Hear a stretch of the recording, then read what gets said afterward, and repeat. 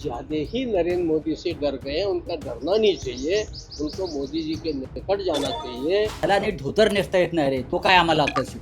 आज जर भगतसिंग असते त्या कोश्यारीनं खूप चोपला असतं स्वतःचं नाव ठेवलंय म्हणून. इतका दर्जाचा हा माणूस आहे. खरं तर त्यांचं नावच भगतसिंग ठेवलं नाही पाहिजे.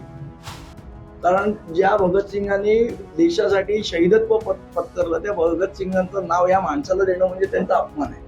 त्यामुळे पहिलं त्यांनी नाव बदलावं अशी आमची मागणी आहे. नहीं, वो सब लोग नरेंद्र मोदी से नहीं डरे होंगे।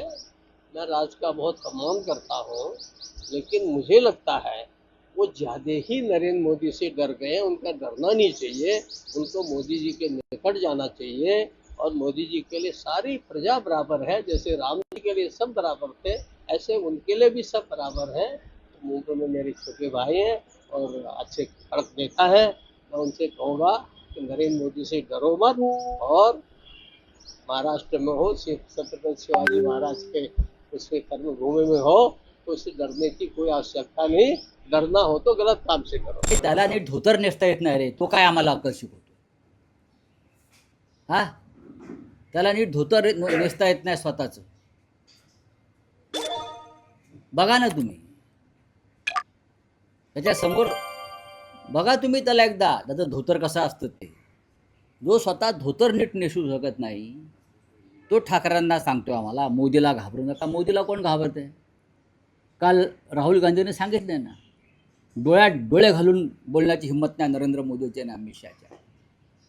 गांधींचं भाषण सुरू असताना प्रधानमंत्री आणि अमित शहाने पार्लमेंटमधून पलायन केलं. ते आम्हाला सांगतात भीती.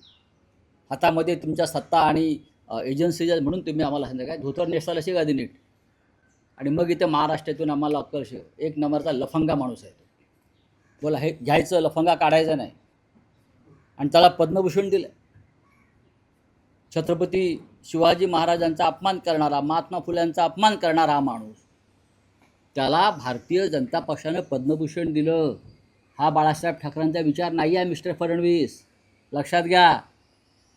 जोड्याने मारलं असतं त्याला पद्मभूषण देणाऱ्यांना बाळासाहेबांनी.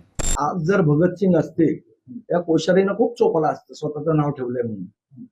इतका दर्जाचा हा माणूस आहे. खरं तर त्यांचं नावच भगतसिंग ठेवलं नाही पाहिजे.